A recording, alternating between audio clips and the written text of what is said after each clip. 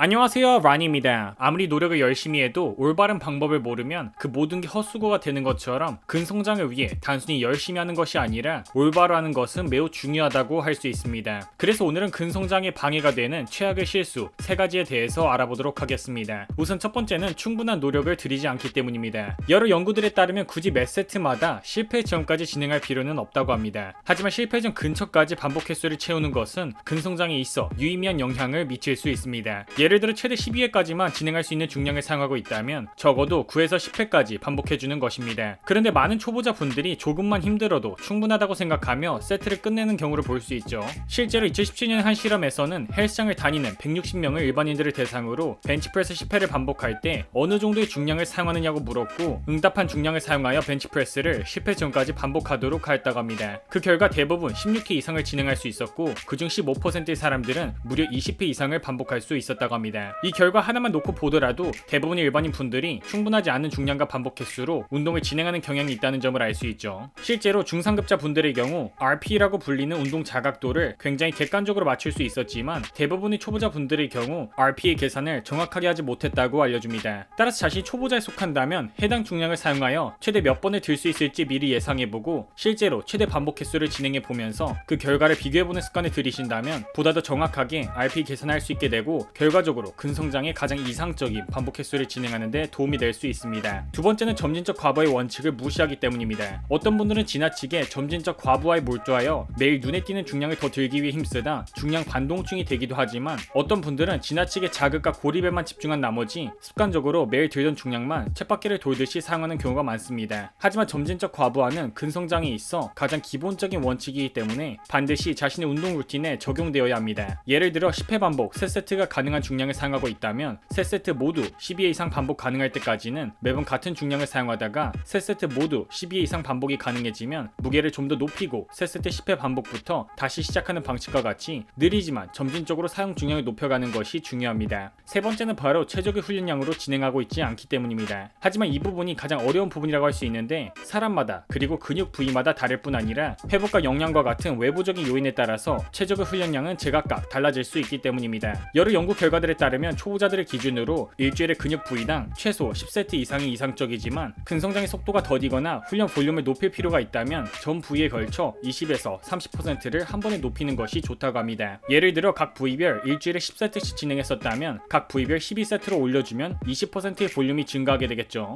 이번 영상의 내용이 도움이 되셨다면 구독과 좋아요, 알림 설정 부탁드립니다. 혹시 맛있고 다양한 식단이 필요하신 분들은 미트리에서 제 추천인 코드를 입력하시면 할인가에 다양한 제품들을 구매하실 수 있습니다. 구독자분들 모두 건강하시고 득근하세요.